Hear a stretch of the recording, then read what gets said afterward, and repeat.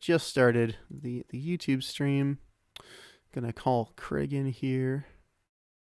And the best is when I get confused about if I have OBS or Discord maximized, because OBS is displaying Discord. So sometimes I try to click on OBS like it's Discord and nothing happens, and I'm like baffled for a second. Anyway. Also, hi Kevin, nice to see you on. You're also kind of part of Washington Heights too, so like it's like the Washington whole gang Heights. Right here. Yeah, that's what I mentioned. It's a real crossover. Washington Heights.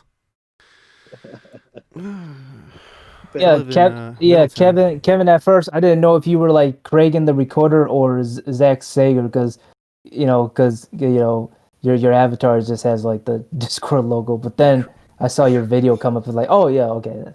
Craig is just like not responsive at all. Man, so this is our first crossover episode, huh? Right. Well, yeah, I should have fucking. That's a good way to put it. Yeah, I should have set it up. Oh well, next time. Yeah, we're all just coming off of the holidays here.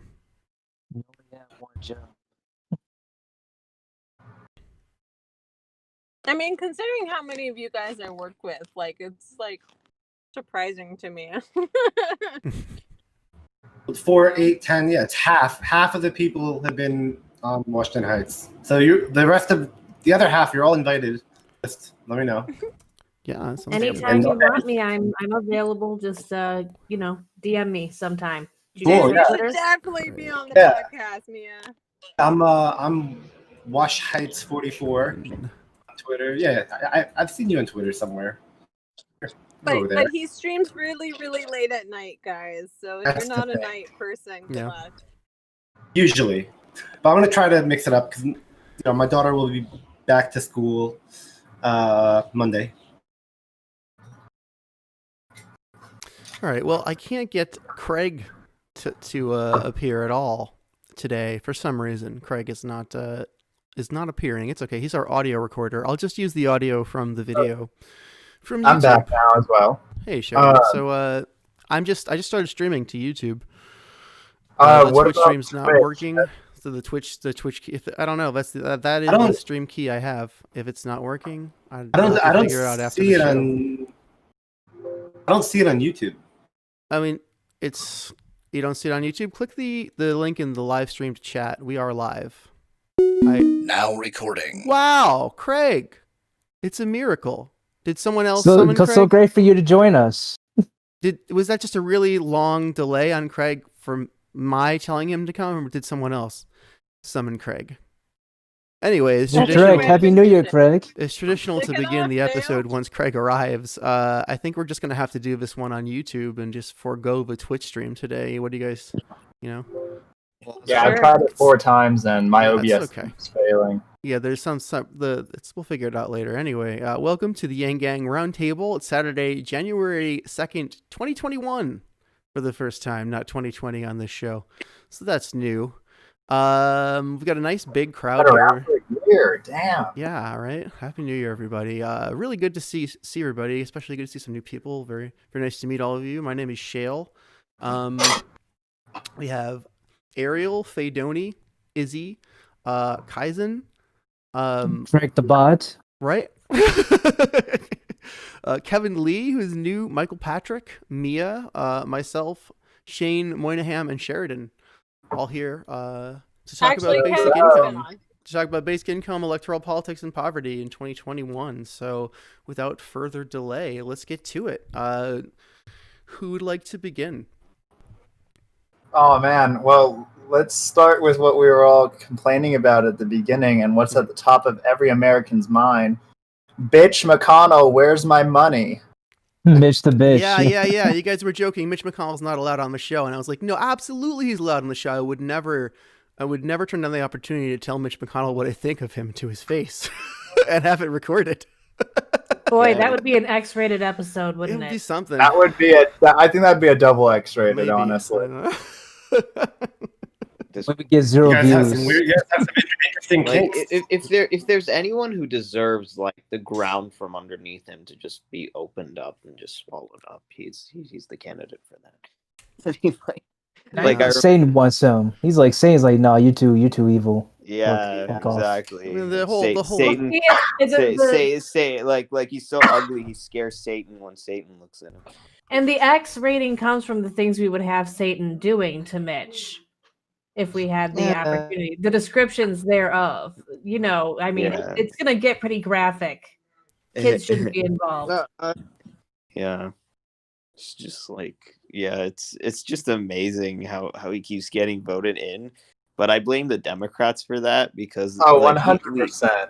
Yeah, we had like two awesome like Mike Breuer and Mike Breuer and Charles Booker was the other one running there, right? Here's the thing. Here's the thing. Like people keep saying, oh, it's Kentucky's fault for always voting guys like Mitch McConnell. First of all, this dude has a 30% or lower approval rating, and it's like he's still in. So if it was just the Kentucky voters, that are being tallied or whatever, he would have lost his seat. But it is his donors that are saving his ass, and anybody else who have a similar personality, along with Nancy Pelosi. Nancy Pelosi is in affluent district. Chuck Schumer, Mark Warner, Ron Johnson, what's the other guy's name? Croyder or what? The one from Texas. Cornyn. The one asshole who objected. He was trying to Cornyn. Be all he was trying to be a smart ass with that little interaction with Bernie on the floor. Trying to avoid putting the 2K on the floor. Like if you vote against it, that's fine, but at least put it on the floor. And he's like, well, it's like we passed something, and he tried to flip it back to the Democrats or whatever. Well, he's not wrong, but it's like is like this is so easy. You know what I mean? Like look at how quick the 600 came. Like playing hot potato. The 1200 that we had, like that took like a month, didn't it? At least. No, that took like 3 months to get to people. And some people haven't gotten that first one. March and April. Yeah, but this one, it just came like 5 days, just like, okay, we're done. And just immediate. And people think it's so impossible. People are like, it's so complicated, it costs too much money. But they're like, oh, just put in your bank details and you're good to go. We're done here. Like that's how just easy. the flip of a switch at this stage, right? It's just a flip of a switch. And think about all the other things that our government is like crazy incompetent at, and with this one, they're just like, well, there we go, we're done. I would kind of like either Michael or Shane to kind of talk about the work that I've seen you guys do to help move politics forward. You guys have done some episodes where you actually walk through kind of tutorial-esque stuff. Do you guys want to talk on that? Sure. I think Mike is better qualified to talk on a lot of things, but I think that's great you brought that up because we need to do more of that, Mike. Yeah.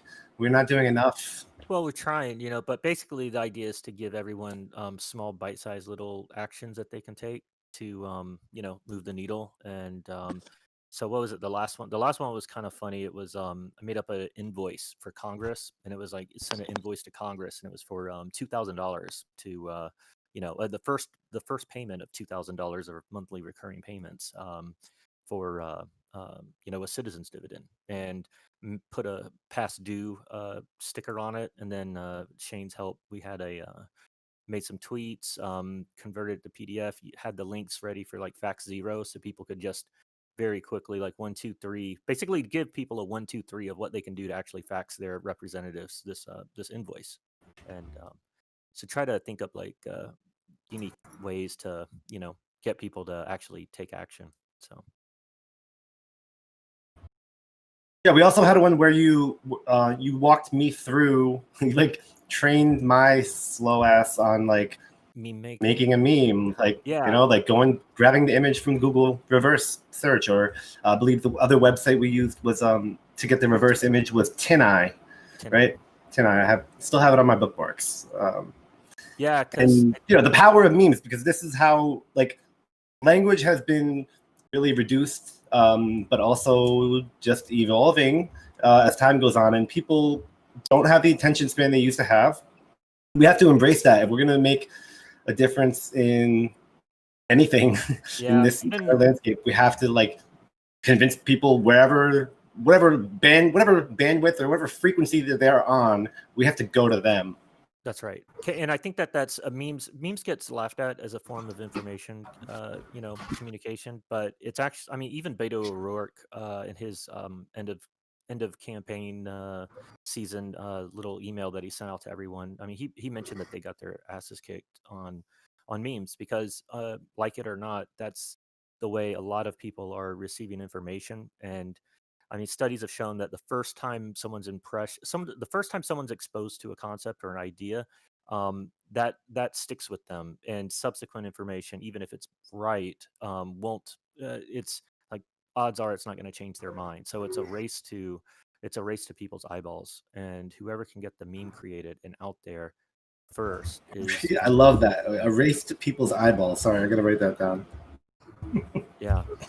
It's a interesting time to live in for sure, but hey, but the Republicans have been doing this very successfully, and the left should definitely figure out alternative forms of communication with their voting base and reaching new demographics, because it's changing fast, and it's not the easiest thing to do either. Like, to get a message, you have to get a message that is compelling and like makes a point, and you have to be able to do it in few words or with some simple images, and that can be sometimes that can be hard to do, but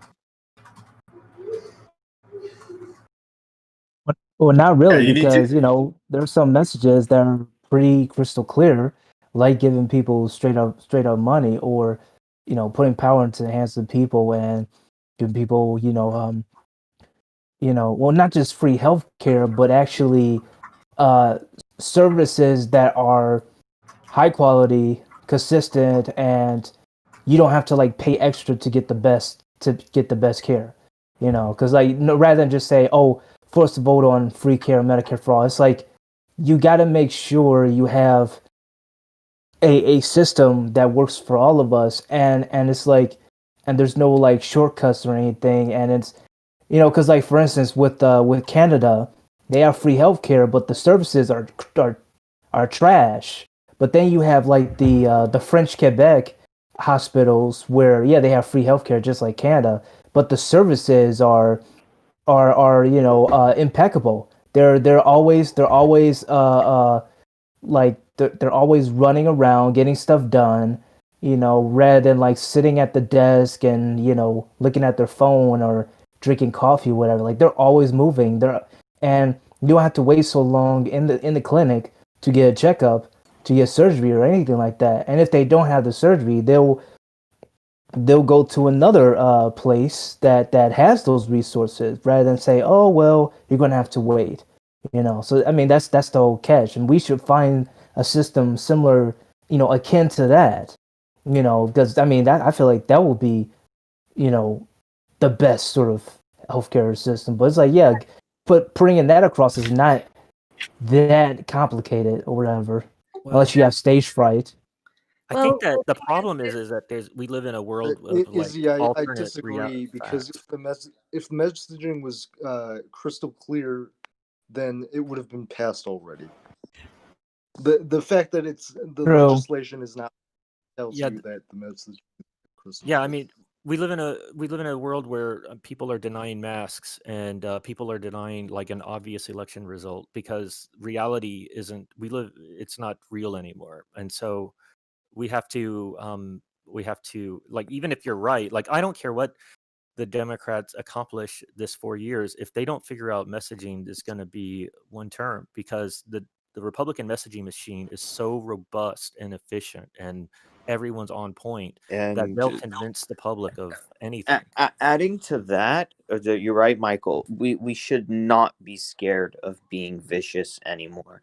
And I think like our biggest downfall, kind of like, is the YangGang. Humanity first is like great and all of that stuff, but it's like when you're dealing with sociopathic kind of like people. It's like you can't be afraid not to like attack people and like call them names, but just like call out the hypocrisy and the nonsense and all of that stuff. I mean, Yeah, hold them accountable. Yeah, hold people accountable.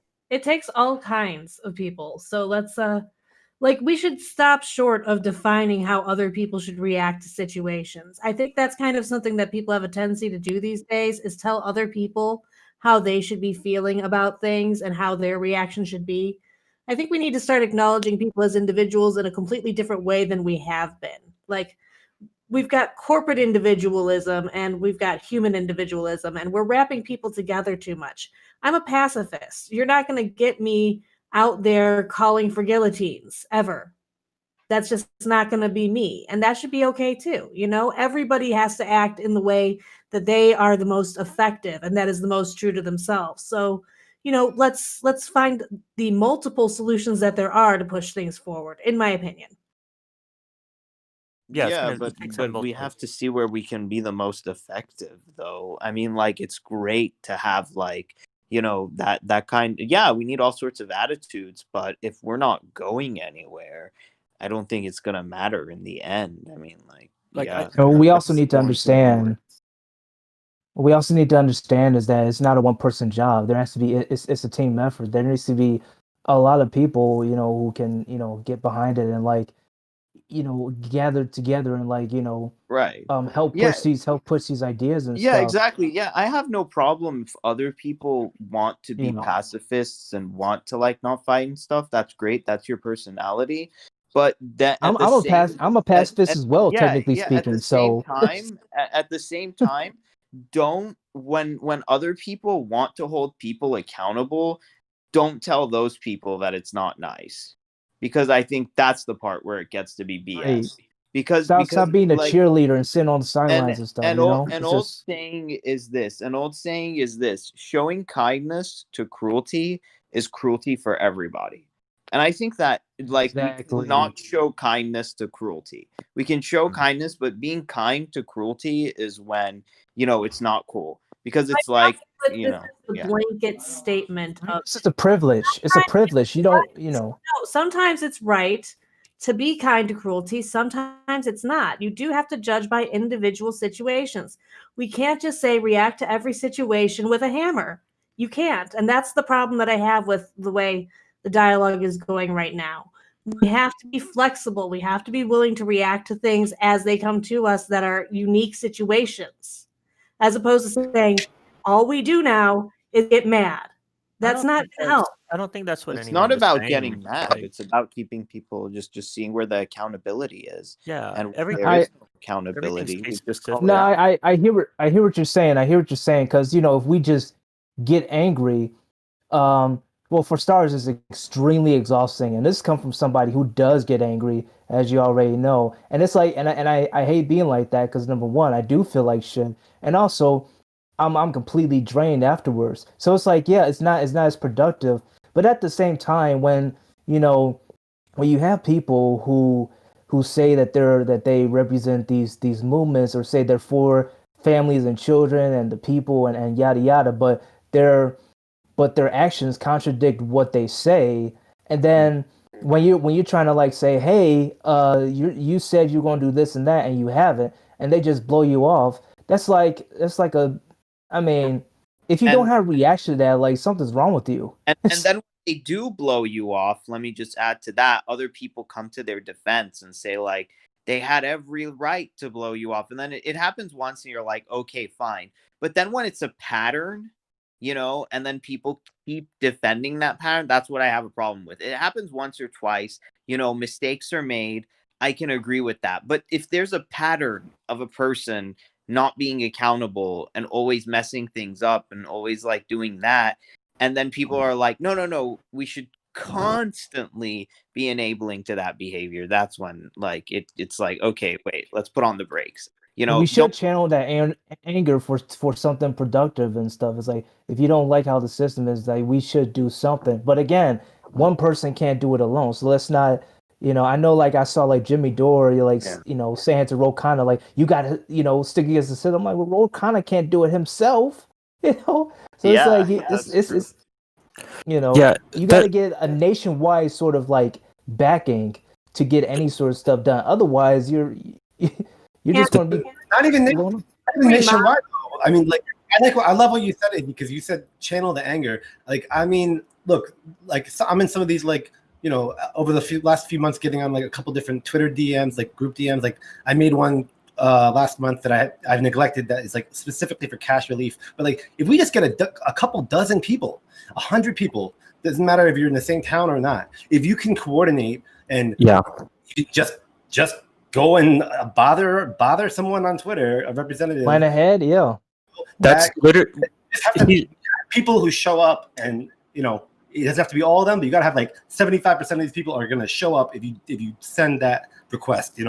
I was gonna say, yeah, Shane's right. What we found is like just a few people. Like if you get a dozen or a couple dozen people organized, taking action, and like specifically when it comes to addressing our representatives, like they actually are responsive. Like we've actually like you can get them to you can push them. They're surprisingly vulnerable to that. So definitely get involved. Like that's what my main thing is. I'm trying to figure out ways to get people to give a shit, because I don't care if they're Republican or they're Democrat or whatever, but if people actually just gave a shit and got engaged, then that's someone that is going to be informed, that's someone you can have a conversation with, and someone that you can try to reason with. And nobody's thinking of nobody's doing that, right? Like most people, like you pick 9 out of 10, 9.7 out of 10 people off the street, and you'd be like, hey, did you know that like we could just like, hey, look what we did. We like talked to this rep or whatever, and they folded. Like we don't have we don't have a flag of victory for a particular incident, but like you can see the pressure does mount up. Most people view that floored, they'll be floored. They'll be like, wow, maybe I can do something. They can, to follow up. Go ahead. Well, I mean, to follow up with that, I do want to say like let's also like not knock those who aren't able to like go out there and like take action, whatever, like phone bank or knock on doors or call the reps, because if you have limitations and stuff, you're not always able to do that. But it's like they do find other ways, like for instance, like me and even Jacqueline and various others, like we try to push the message by retweeting similar stories, giving bring it up in like videos and podcasts, and just telling everybody what's up any chance we get, and we shouldn't just like get our efforts shouldn't be like downplayed all because we aren't like making calls to our senators and reps and knocking on doors and stuff, because it's like we can contribute in various ways, and that all should be acknowledged. Just like with the job market, it's like the job market it only acknowledges some people who work their asses off when we each contribute in some form. That's right. And it's like I just wanted to get that out there. No, you're dead. I love finding unique ways to pitch in. I'm not a big phone bank guy at all, but I like to find unique creative ways to contribute, and everyone can find something that they're skilled at and have an interest in that can help move the needle. Of course, absolutely. If you can, please do volunteer, because we do need more help. Like Humanity Forward only can get as much done as we have volunteers. So if you have the energy, do it. If you can, we need everybody who can to join us and help us get that congressional pressure on, because $600 was not enough, and we are still pushing for more. Basic income movement is pushing for more. Humanity Forward's pushing for more. Just as a note, sorry guys.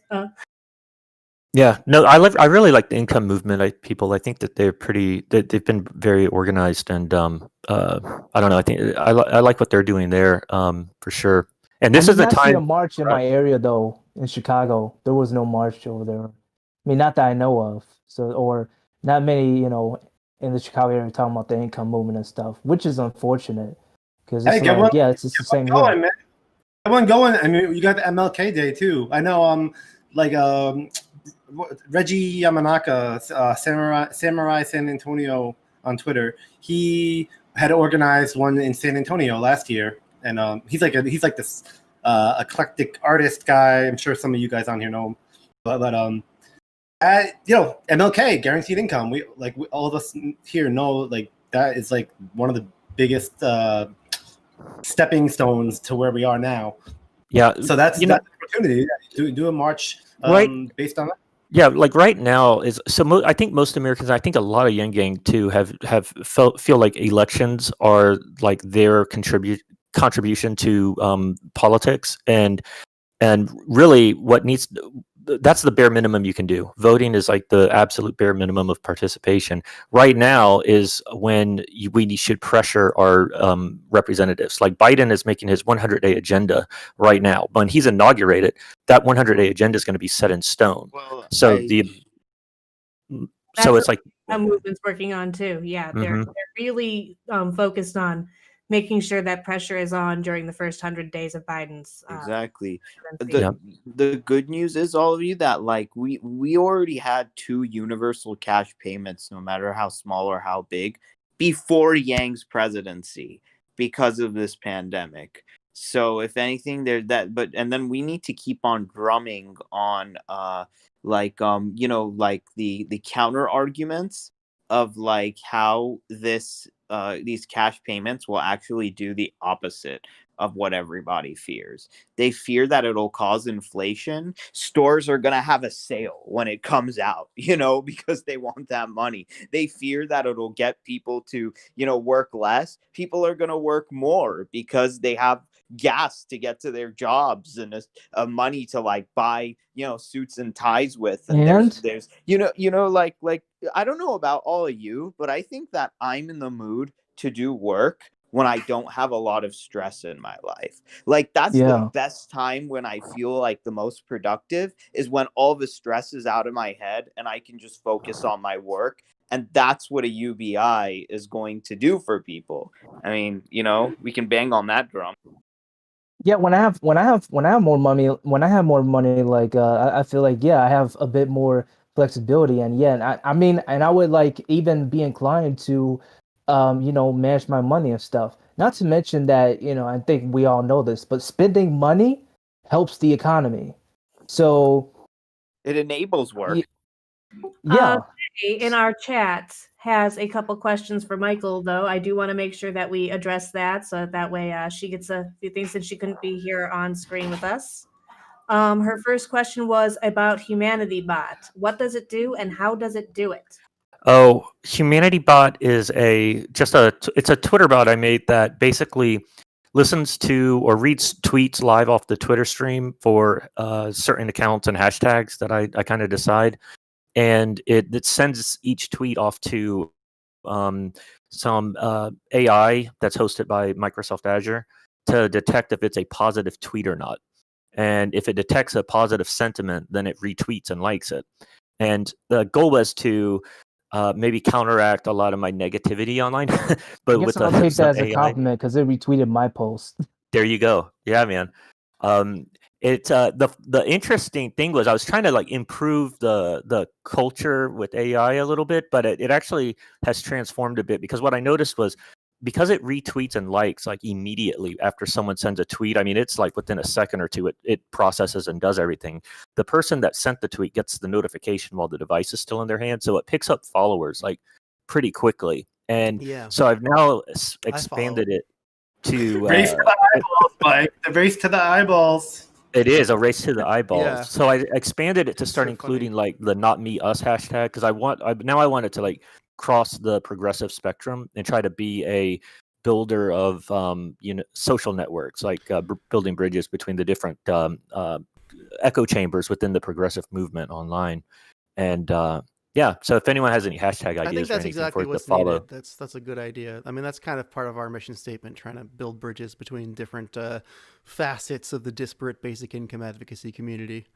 Can I propose that we all go around with a suggestion of a new aspect or hashtag or a new part of Twitter that we should add on? Like I always go to like not me us, and then the next thing I think of is like Black Twitter. But like what else? Like what are other? I have a couple. I mean, and one of them I use. I think it's already exists, but break the cycle, and that's simply like, hey, let's not like continue the what is the cycle of hatred or nihilism or apathy or whatever. Let's be better. Oh, that's another hashtag. Be better.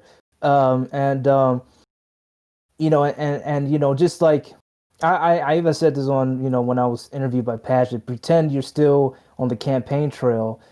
So yeah, just like I mean, the same as it's the same as like humanity first, and it's like we're better than this, and we should I mean, if technology is evolving, then sure, we can as well, because like if like just be as if like if we were in that position, like how would we want others to help to treat us, to help us or whatever, unless right? Yeah, I actually saw this one video. I don't know who shared it with me, but it was I think it was with Militia. There was this one video where I think one of these actors he mentioned that when he encounters somebody and like who's in a bad sort of they're in a depressive state or whatever, distressed state. His initial thought is, and usually it's a projection to say like, what the f is wrong with you. It's like get over or something. But that's what's going through his head because that's what he's telling himself. However, that sort of mindset does not help someone who is in that sort of bad dark mindset and stuff. It's like, and that only drive them further into despair and make them become the worst version of ourselves. So instead, we should not like you know think out loud when it comes to those sorts of things and be like, okay, if it was me, how would they help me? And it's like, don't be that person and or how someone else treats you bad. Like be somebody who can be like a leader or who can be somebody that others can look up to and what have you. It's like yeah, be better. So yeah, break the cycle.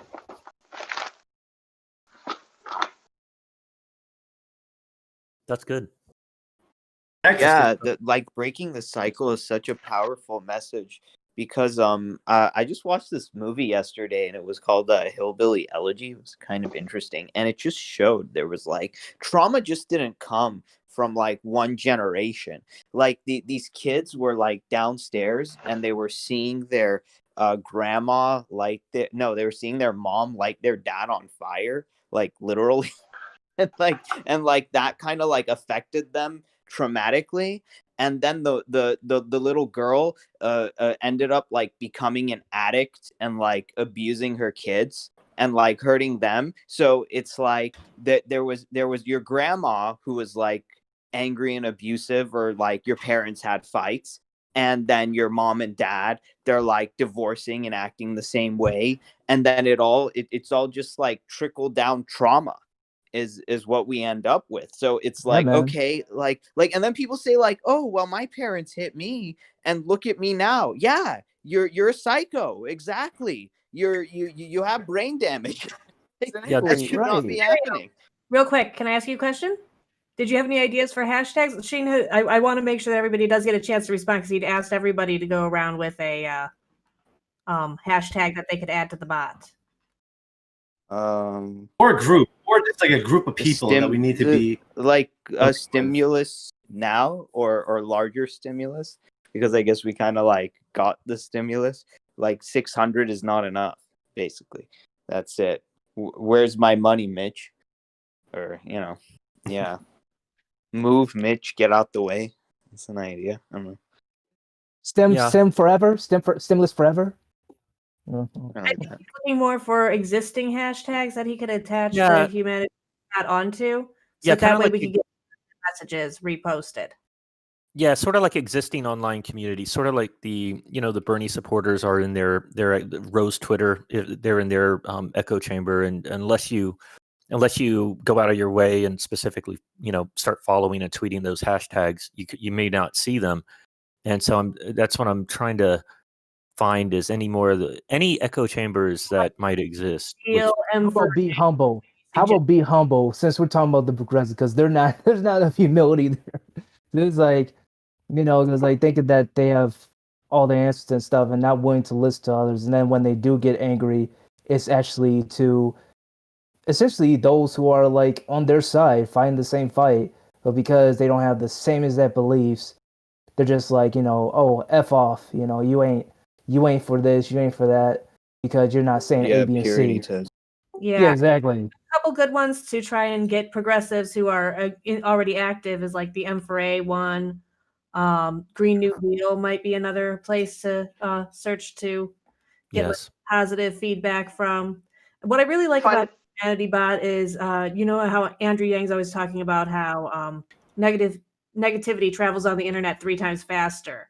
So we need to be like pumping out intentionally more positivity to counter that, because we've already got this bias towards negativity on the internet. So the now retweeting positive, and a bot being able to do that is obviously going to be more effective and speedy than a human can be. And we're countering so many people who don't try to be positive. That's amazing. I love the idea in general. It's fun. It's actually retweeted. Like I've been arguing with someone online, and I'm not the best online at being, humanity first maybe. But I'm arguing with someone online, and the bot retweets the person I'm arguing with because they're doing a better. And I was like, "Damn it, bot! Like, fine." Maybe the boss Andrew Yang. No. Fund people, not wars, is a big one in the leftist community, the peace activist community. So that's a good one because we don't have any problem. Say it again. Obviously, passing. What was the tag again? Fund people, not wars. That is bail out the people. Yeah.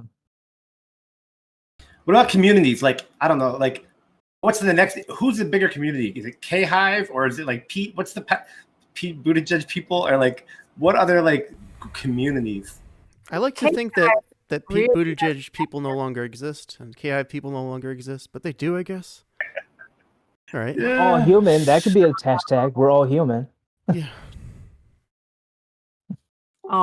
They exist, and let's get into like self-aware neoliberal Twitter. Is there like a we love neoliberalism group that we can talk to and be like, why do you love neoliberalism?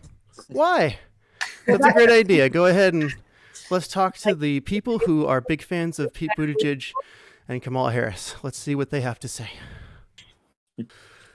Fascinating. What about like activists for animals and stuff? Or for the environment? Sure. Do we know of any? It's like people already doing activist stuff. What right? interesting? Like people already shit. Was the other like a couple of weeks ago? One interesting trend I saw it pick up and roll with for a while was it started to retweet a bunch of right wing populist supporters and like the populists from both the right wing and the left wing, like Sagar from Rising, like well, these are just like normal people. Yeah, okay, but so like your Trump supporters that want the checks, for instance, and then the people on the left that want the checks, and it was like even they were having communications where they were like actually like maybe we should form a third party, like and the bot like picked them up and started. Nice. Yes. Very interesting. Yeah, that's fantastic. I didn't know you were the person behind Humanity Bot. That's so funny because I have been retweeted by it many times. Awesome. I did. Sometimes, usually it's appropriate, and occasionally it picks up my most venomously cloying sarcasm too. It's done 40,000 tweets, and so a few do slip through. Yeah. But gonna have to jump into ley line, just letting you guys know. Okay. I'm sorry, could you repeat that, Ariel? I missed it. Oh yeah. Like I'm working with this group that created this thing called Leyline. They're doing like humanity and gaming and like how we can like put it all together to like, not only like Andrew Yang's vision, just like make the internet a more like fun, interesting place where we can use the power of gaming to like bring people together and make money. So they're having a Q&A in like 2 minutes. So I'm just giving you guys like a heads up. Oh, cool. Yeah, that's You cool. should drop the link. Drop the link. Yeah, for sure. Let me see. gonna Just head you off go to that. leyline.gg.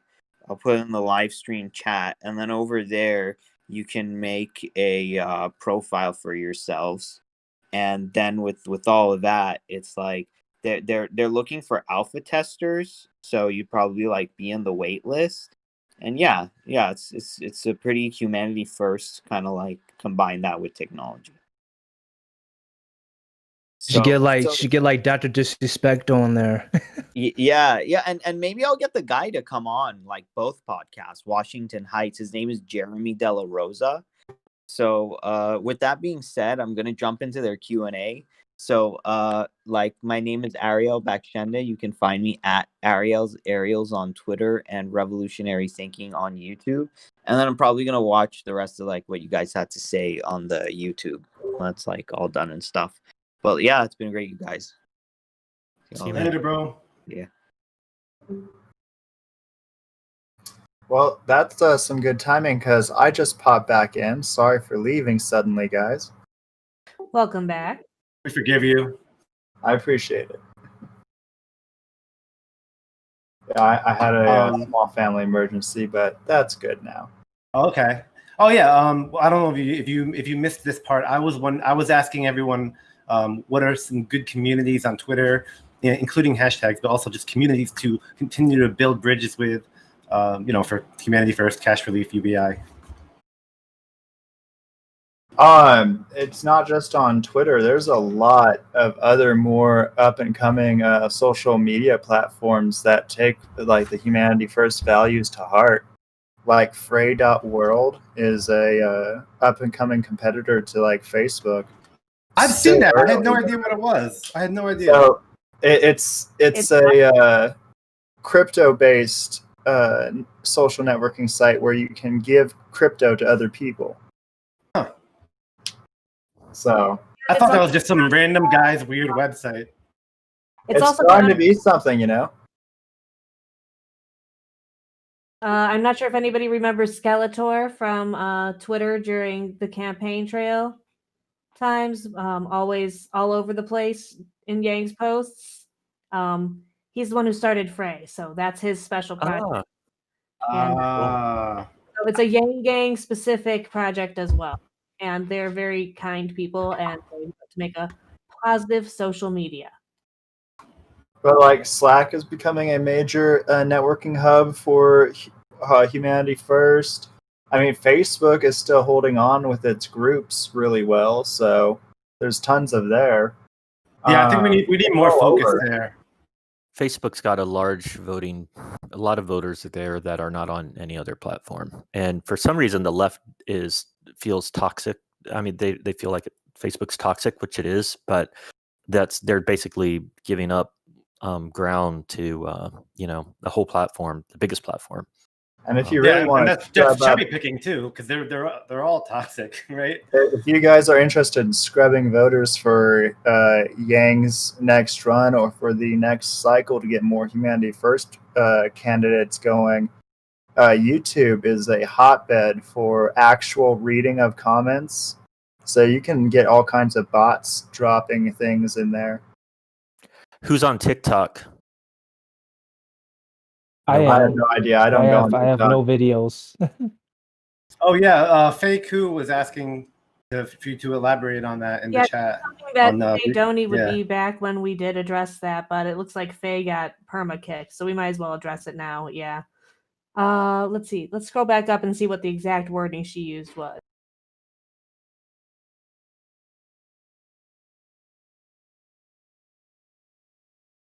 She would like to hear about your experience using TikTok because that's where the young people are. I love TikTok. I thought it was going to be cheesy and horrible because I think my daughter used it years back when it first came out, and that it was just I had those visions, and until the algorithm picks up that in places you on political TikTok, which is then your feed will be mainly that stuff.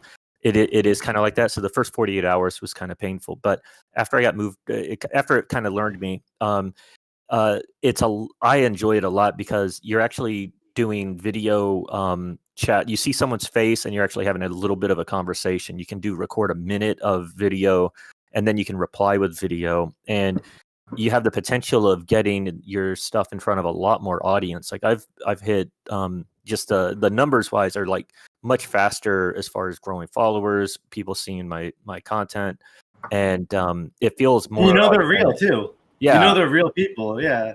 Yeah, it feels much more authentic when you can see the person, and I definitely, and there's not any YangGang out there, so I think the concepts there are, there's a lot of green territory over there to go conquer, and they're pretty receptive. Actually, they're all they're fired up bunch. There's a bunch of people wanting to go do a general strike and revolution and all sorts of stuff, but you tell them about a citizens dividend, and they get on board. So, well, how do you like?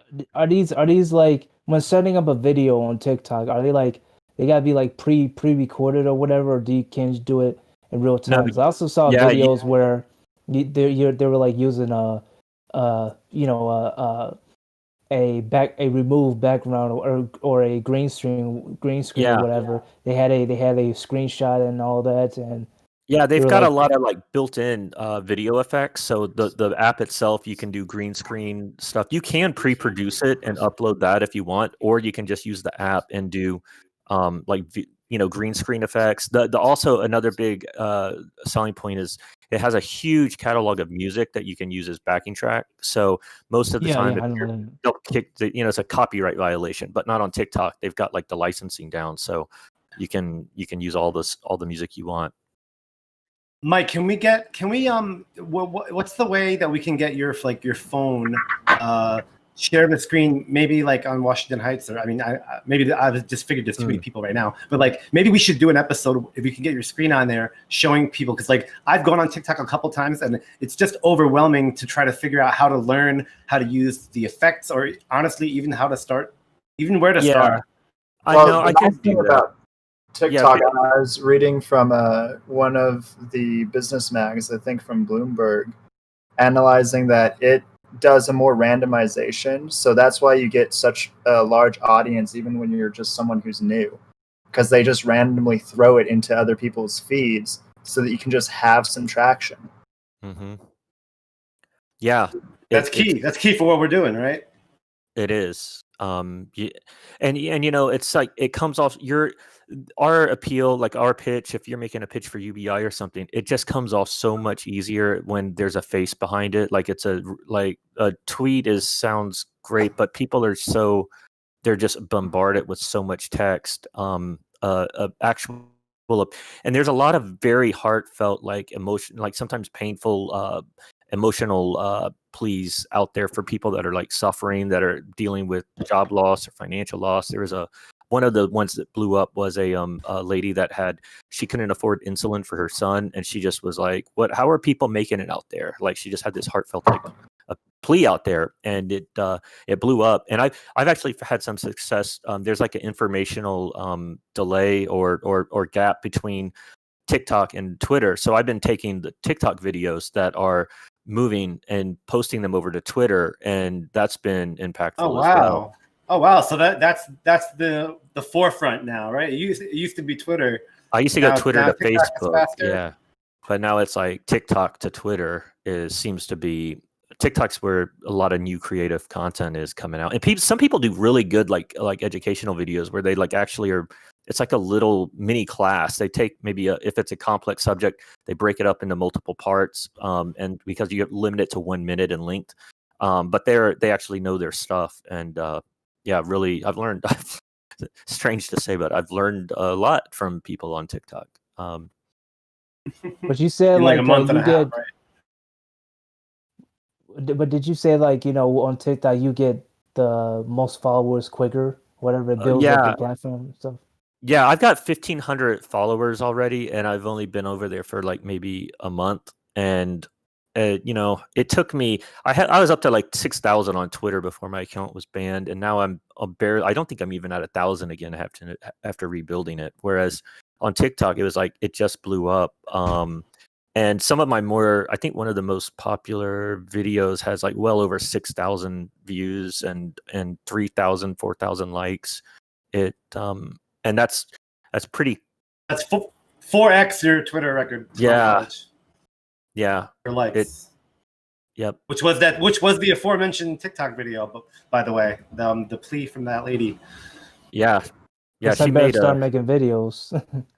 Yeah, definitely. Because YangGang's not there yet, and I would definitely, I recommend it to everyone. TikTok is not what I thought it was. It's actually very, very good, very cool. I have like chronic illnesses and stuff, so it's like I don't always have the energy to do that. Plus, I'm trying to like manage my YouTube and podcast or whatever, do all this stuff, and I can only do so much. And also, like I'm trying to like help somebody out, and like I'm trying to it's like say, well, I mean, okay, if that's gonna help, if TikTok's gonna help me bring awareness, then I'll guess I'll try to haul it out one more and give that a try.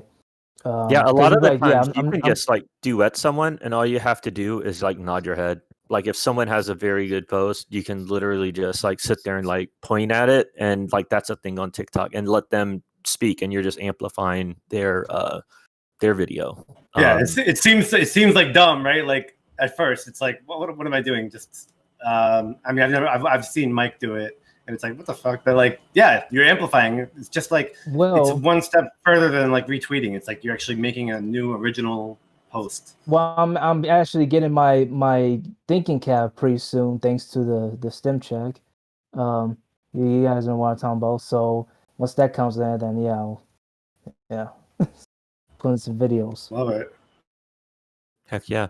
Yeah, the best one I think I had on there was actually, this is how easy it was. I saw a Dan Price tweet where he talked about the cost of the stimulus checks, and then how much, it was just a few lines, like how much the government spent on military, how much the government bailed out the businesses for, and how much the tax cuts were that Trump passed.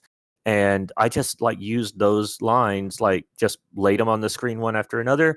And then I read the words of like just as they appeared, and done.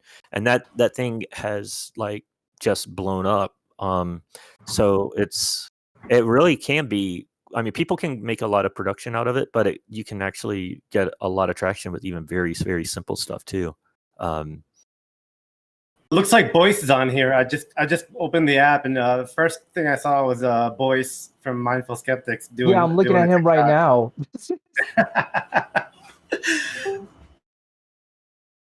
I'm not listening to it, but I'm sure it's entertaining. So how do we do that, Mike, with the screen? I know how. Yeah, I can. It's probably nerd talk that'll probably bore people, but no, I know a way that you can run a virtual phone OS like Android on the workstation on my computer, and so I'll just I can do it that way. What are you guys up to? We want to do a TikTok instructional. Like we want to do an instructional episode of Wash Heights with TikTok, because like I need someone to kind of kick me in the ass to get going, give me a little nudge to get going. It's I think just like a people do too. into your life, man. It is so simple. You could do 15 seconds or 60 seconds. I know. Featured down to it, digital like effects and words and tags. Oh, come on. It's like your bread and butter. It's everything. I know. You're right, but I need, people like me and other people. We need like, it's okay. We need to be walked along. I dragged my like ass on that for a while, if I'm really gonna be honest. So like I get it. We got security guards. We're supposed to be moving, but like I decorated my car a little for the car parade, but yeah, we weren't supposed to record, and like I was like, so wait, this ginormous parking lot. I gotta show you guys. Okay, can you see how empty this fucking parking lot is? Yeah. Anyway, they were like, no, you can't be here. You assholes. Anyway, sorry for my language, but I was interrupting. Anyways. Are we doing? Oh, is this a clean podcast? No, it's not. I think she's on TikTok right now. All right. I was gonna say you should not have invited Mike. Oh yeah, no, you guys are. Oh, I have a potty mouth. Yeah, I've been on good behavior so far though. So I'm not sure if you might have already talked about this, but with the whole Senator Sanders doing a great speech. Whoa, a guy's doing a willy! Oh my god! Wow. Hold on. There was a vote. The speech by Barney was absolutely excellent. It was amazing. To suspend these stupid ass Republicans filibuster. of just reclaim my time. And of the 41 Democrats that voted to end the filibuster, both New Mexican senators voted to end the fucking filibuster to get every American $2,000. Yeah, this pisses me off a lot. Martin Heinrich and Tom Udall hate Americans and hate American wealth. There's also, I'm not sure if you guys even came across this tweet, but there was one guy who actually listed the names of the 41 Dems who were against the filibuster. A couple of them were Cory Booker, Kamala Harris, we already know this, but then there's also Tammy Duckworth of Illinois, who's actually in my, represents me or whatever, and various others. Amy Klobuchar, I mean, of course, shocker. This is the thing that I think we got to be on point. I sent out a little call to action or whatever this morning because I'm fired up about this one. But I am convinced that Biden and the Democrats, especially in the Senate, are not like on board with this as much as they want to appear.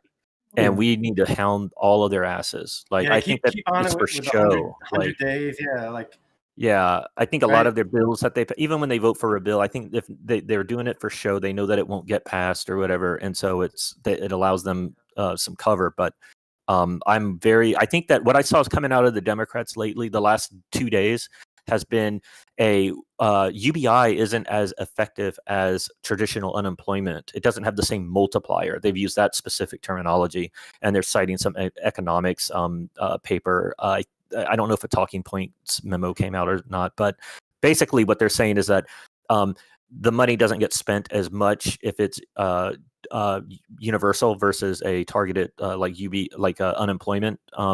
And just so everyone here knows, the rebuttal to that is that's just a mathematical fact because you're talking about people without a job. And then expanding the denominator to everyone, even those with employment, it's obvious that some people are going to spend less of that money. That doesn't mean it's a negative at all. Yeah, you give more money to people who have a little bit of disposable income.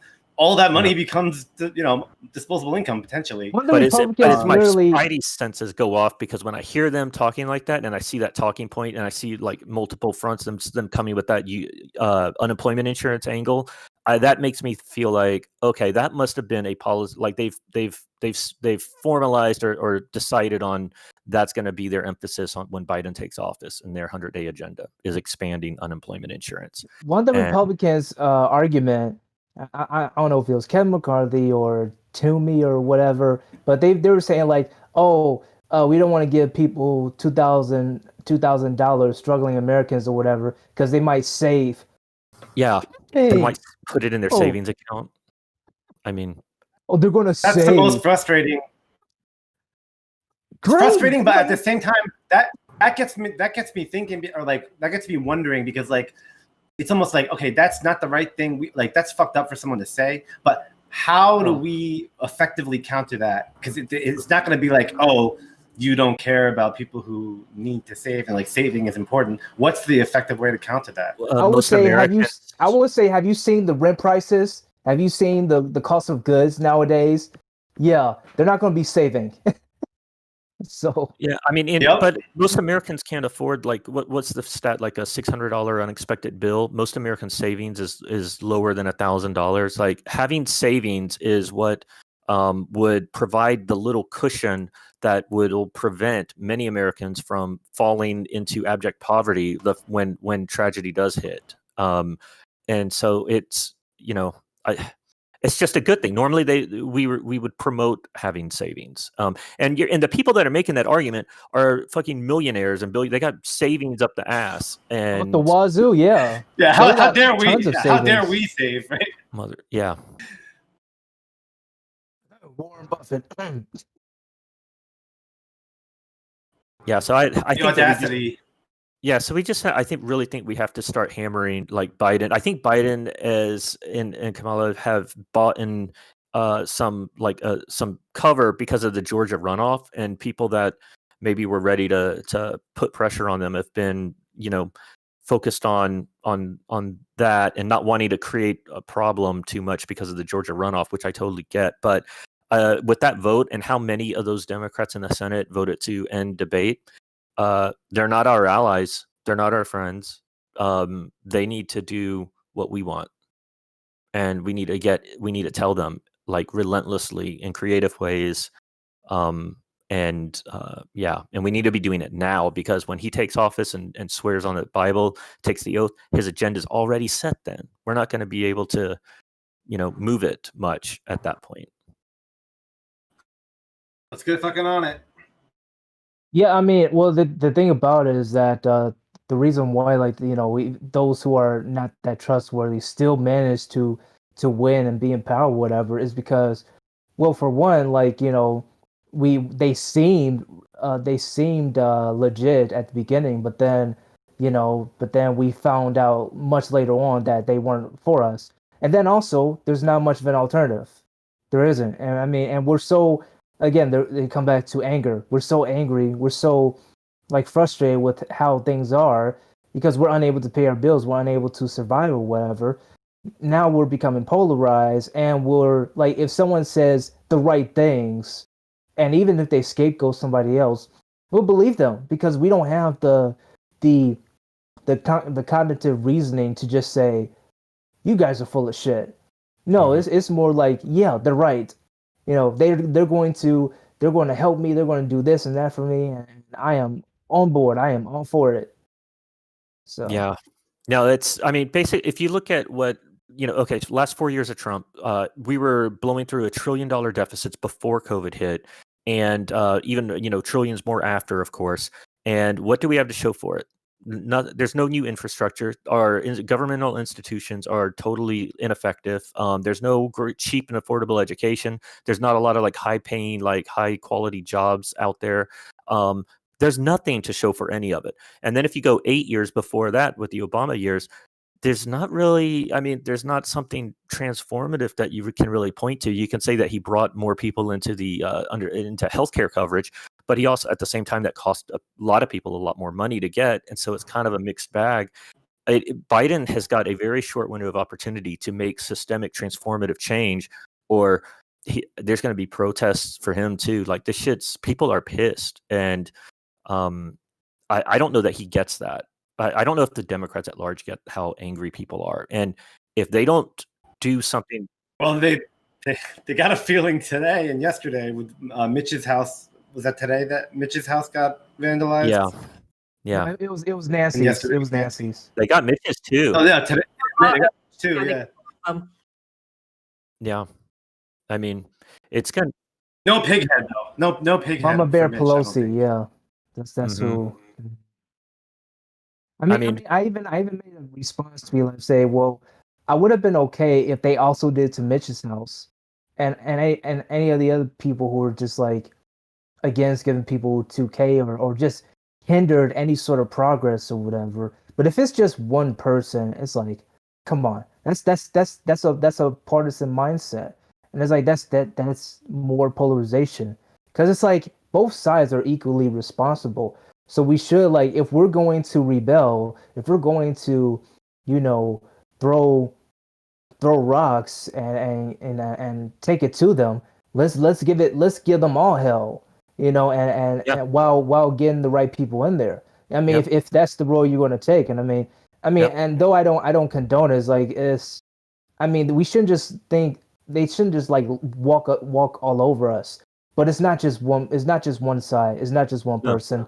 All of them are responsible. Yeah, I think so. I think that what we'll find is that a lot of the pandering has been done by maybe Democrats on the left and what they do is they'll put items in a bill that and even vote on it and pass it because they know it has no chance of succeeding, or they'll put poison pill like items in a bill such that even though if it's an issue Republicans could get behind, they put it in there in a way that makes it impossible for them to. I think Rokana's been talking about a lot of that stuff. But yeah, it's both sides, and we have to have a very, we have to spend the time to figure out who's who. But right now, with 40 some senators voting to end debate, I mean, it's almost all of them in the Senate. That was just yeah, basically. I mean, even though like in clear sight we saw it coming, and it's like, yeah, it's pretty evident that they don't care. Most of America is not even aware of that, and like the media, they don't cover that sort of stuff, and they're going to try to twist it and say, oh, it's the other side's fault and stuff, and these people eat it up because of the mind of scarcity, because people are angry and frustrated with what there are now. They got to deal with the bills first before anything else. So it's like, so this is all strategy for these guys. It is. So that's why they can like easily laugh at us and say, what, I gotta help your ass. No, that's exactly the problem, and that's where every single time Biden proposes any sort of package, especially in that 100 days, that's not universal, whether it be universal health care, universal basic, income. Every one of those is the time to make the argument that the problem with this program that you're proposing is it only helps a cross section of society, and so it creates more division. It furthers that divide, that mindset of you're taking money from me and my taxes to give to someone else. And the thing that a lot of people forget to mention is that it also creates cracks. Like there are people who aren't going to qualify for stupid reasons whenever you make some sort of qualifier. People who should qualify, but because of this loophole or that loophole don't. Yes. So students are being left out. Yeah. Quality for some people as well. Perfect example of that. I got a friend that they ran their own sound and lighting company for local concerts and events. And they were pulling in, I think they like close to $200,000 a year in personal income from their business, employed a small number of people. That's dead zero. But they don't get an income. They didn't get a check last time because their prior taxes were past the threshold. So like every time and these are people that might be losing their home now, you know what I mean? And so the number one objective of these programs should be to ensure everyone is fucking taken care of with from calamities like this. And if people that make more money get it, just fucking tax the shit back at tax time. Claw it back at whatever they deem it as excessive. Sentence makes that argument. Yeah. Let taxes sort them out later instead of let God sort them out later. Yeah. It's the only... Absolutely. Death and taxes. Let it sort itself out later. Yeah, it's the only thing it's the only thing that makes sense. What type of society do we want to live in? Like, are we going to let people fall through the cracks because of some sort of sense of I don't want someone that is not deserving to not on hard times to get a little extra? It's not a good way to view society. It looks like Kevin's trying to say something and his mic's just a teensy bit quiet, so I wanted to give him a chance to slip in here. Yeah. In addition, it could I was just gonna say that it could encourage more philanthropy for people who don't need the $1,000 a month. They could just donate it. Yeah, absolutely. In your local communities. I mean, and you get tax breaks for that shit. Like that's really the key about let the taxes sort itself out, is because people who want to be wealthy and want to use the tax code to move ahead can, especially when they have cash in hand. Why would you want to? Here's my thing. Like, why would you want to spend all that money on like these high class yachts and 6-8 bedroom houses or whatever when you can end poverty? Yeah, it's like. And the other thing is like going off of like what Mia was talking about, falling through the cracks and the loopholes. I mean, as far as like the stimulus goes, college students or college students and dependents, they didn't qualify. And it's like, you want to talk about homeless? College students are the most homeless. They're literally sleeping in their cars because I think I even saw this video from this university in California, or the University of California, where they're talking with students. They're literally like sleeping and eating in their cars in the parking lot because the dorms were freaking the dorm prices were freaking ridiculous. So it's like, and for them not to qualify, that's just that's really is unacceptable.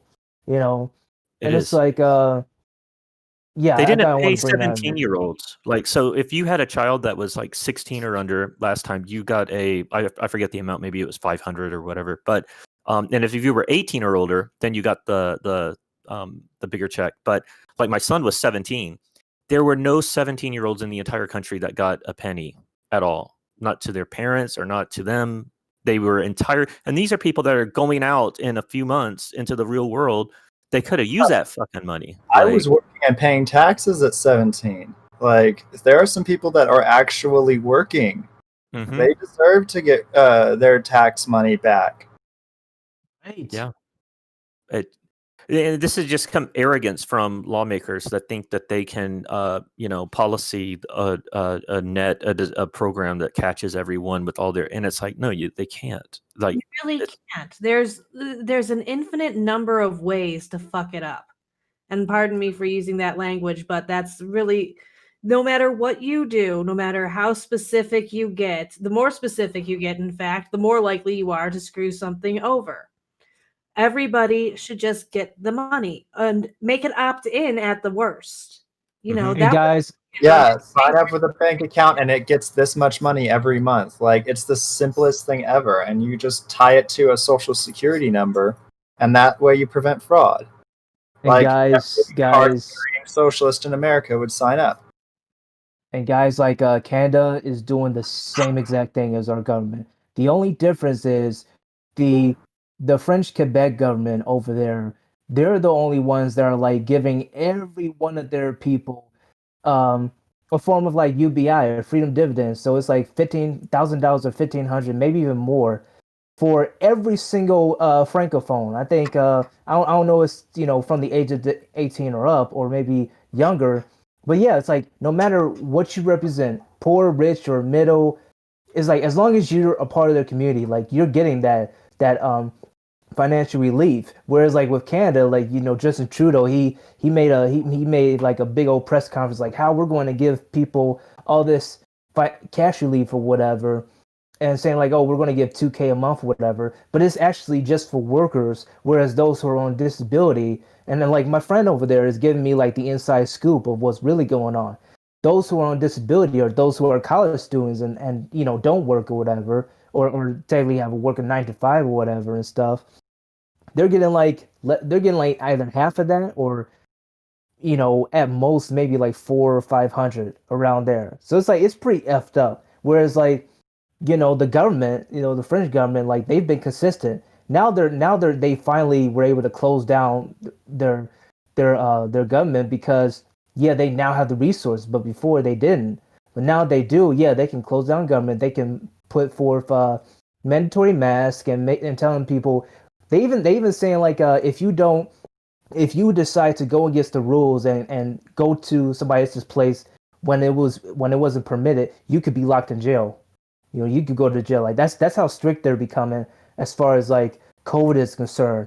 While they're also giving people sufficient financial relief, 1,500 or more, across the board. And it's like we can do that. I mean, we've been giving all these funds to like MIC, to various other countries, to so it's like, but for some reason we're broke when it comes to helping the people. It's ridiculous. Like, how is it that a conservative culture is able to do much more than us? Doesn't make any sense. The cool thing about the YangGang is the fact that we have eyes all around the world right now. Like, think about it. We have like on the ground reporting happening on a scale that's probably not been done until recent media, right? Yeah, we do have global support. I mean, but it's not enough because it's unfortunately I don't know many YangGang in certain parts, like even in South Africa, except just my one friend that I that I converted not you know not too far off or whatever. But it's like that's just about it. There's no one else who has the same mindset as like Andrew Yang in those sorts of places. I think we're actually getting quite popular in other countries. I've had people from the UK and Kenya like all say that they were like totally in love with Yang. I mean, they didn't say it like that, but they might as well have. You know, like we've made global impact, I think, and that's but not something important.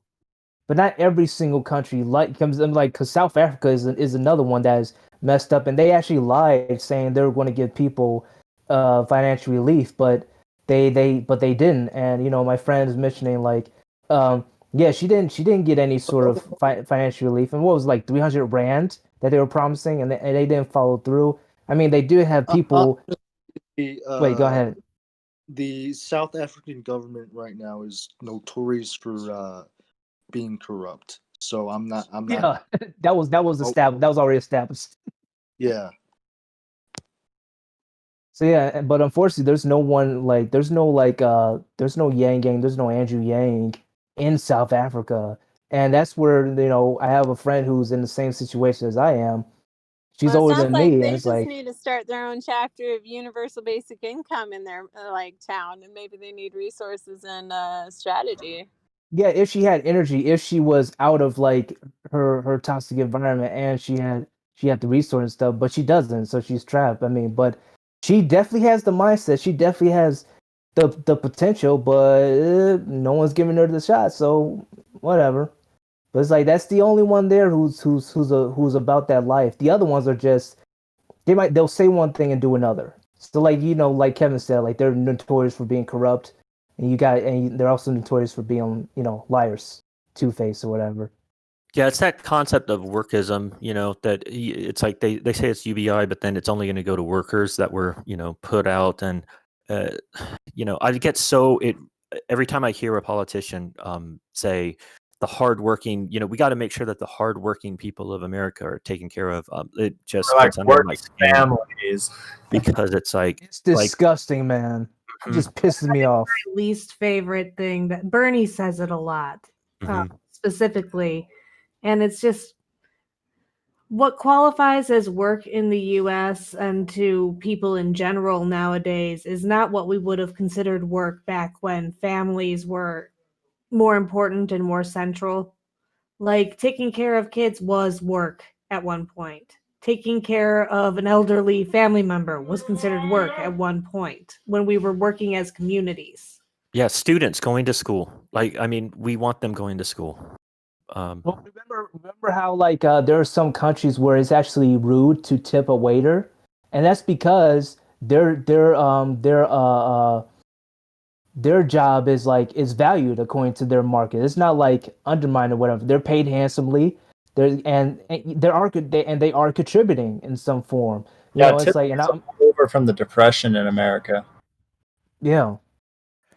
Yeah, I think they should.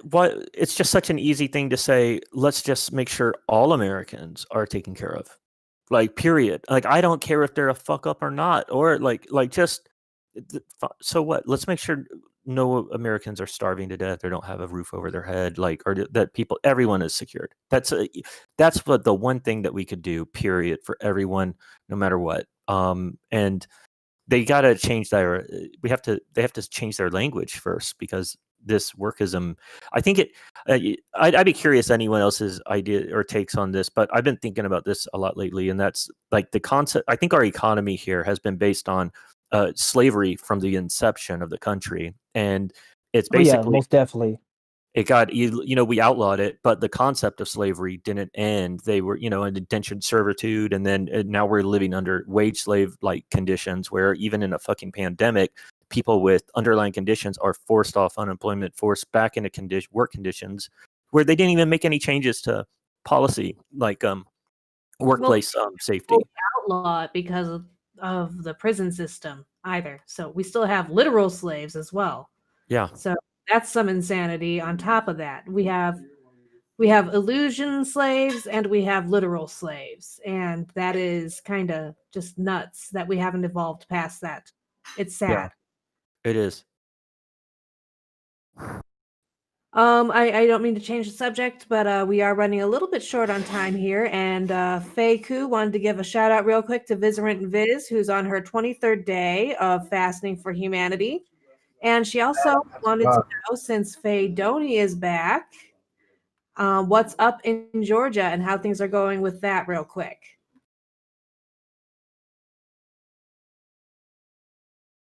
Although it looks like maybe I picked the wrong time because maybe Faye's only half back.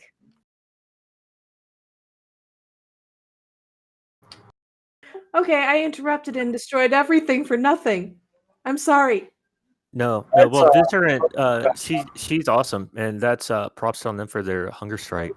That's I don't think I can't do it, but no, I respect that a ton. Yeah, no way. Like Gandhi too, man. Like Vizerant's getting up there. I have to wonder how that works because I can't imagine not eating for 2 days, and her hunger strikes on day 23. So lots of water and willpower. Man, I would die. I'd be dead already. I swear. I have two friends who are, who've been starving for years. It's not really by choice or by a movement. But I digress.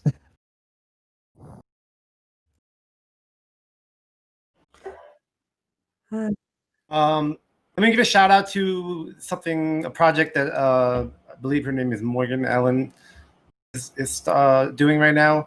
It's called Neighborhood Stimulus Plan, and I think that is a good. I love the branding on that because it ties back to what we were talking about a few minutes ago about how we need to grow these things out in different communities, whether it's across the world or just in America. If we do it on a local level, and someone was mentioning, if you're trying to say we're trying to help people, we're trying to help these people, people don't. A lot of times we don't really like people. People don't like other people, and we find ways to think that they don't deserve it. We find ways to think that we are working harder. We're correct, and making sure that we get ours. But when you talk about communities and your towns, it's something else different there. There's another motivator. You maybe a little bit more sympathy when you talk about a neighborhood than just people, sadly. Yeah, I think that's the neighborhood based, making it real for people, and how a rising tide lifts all ships is a concept that I think people forget. They think, oh, my tax dollars are being taken and given to someone else. Well, if your neighborhood is being lifted up as a whole, that's the benefit that you're going to experience is tremendous. All of us could. So yeah, because not enough people think about it think about us people as being a community anymore. It's like we don't even have that sense of community. So just even evoking that word, neighborhood community, goes a long way. Silly example, but I've got a neighbor who has a snowblower, and he just goes up and down the entire block doing the snow blowing just for our sidewalk in the area. And he does that because he could afford to buy a snowblower, and because he wants to get the most use out of it, and he wants the whole neighborhood to look good so that his property looks good. That's, the kind of thing people do when they have the ability to make their homes and their areas look nice. They want everything to look as good as their home. Yeah, these communities, like they're all about appearance, and like going off to what you're saying, Shane, about communities. Mine over here is like pretty messed up. It's I mean, for starters, you got these various sectors of division, various flavors of sorts of polarization and whatnot. Not just like with class, but also like from the younger generation and the older and stuff, and lots of projection involved. And there's barely any direction. I mean, you do have like the mayor or whatever giving people like boxes of food for since there's barely any funds or whatever, but like that's about it. It's almost desolate. I mean, except you hear like gunshots and loud music and whatnot. But it's like there's barely any motivation, and the motivation, if there is any, is pretty superficial. And those who have a big voice and a drive similar to this one, they're just like they're discouraged, they're undermined or whatever, because they aren't reciting the Bible or saying what they want to hear or whatever, um, and etc. It's like, and it's the same with like my friend over in South Africa. She's in this very similar community to mine, despite it being a different country, and yeah, there's just a whole lot of people who are just trying to keep up an appearance rather than like solve issues and whatnot, or not even bother to discuss serious issues like this one, and even like with mental health and learning disabilities. Like they try to like gloss over that and brush it under the rug, and but then at the same time, demand respect, demand to like look at it. I'm like, well, and like it goes back to the mind of scarcity, where it's like people are just so frustrated or whatever that they feel empty. They become vessels, and they've been filled with a whole bunch of junk by the media and those in power with this this nihilism and reciting the same sort of crap that they do or whatever. It's like, I mean, that's the pattern that I notice, from what I've went through. So, like we've also been kind of taught to be competitive with each other, even though we're supposed to competition, everybody wants to get ahead of everybody else, but when we have our needs met, we start to explore different ways to instead work together. And I think scarcity is part of what reinforces that competitive nature in us. I think it's part of what's polarizing us so much, is we all feel like we have to compete for these resources with each other. So when you pick a team, you're picking the people you think are going to provide for you, your tribe, people who are going to make your life better. And the reality is, it doesn't need to be that way at all. Yeah. I mean, I would even use like the example of like, the Great Depression. I know Shale commented on I share like this video of this lady who was like making foods about, Great Depression food and whatnot. And she mentioned a story where she had a garden, and there was some lady coming in, like essentially shopping through her garden, and she just like she's like, what are you doing? Like, oh, I'm just picking out some stuff.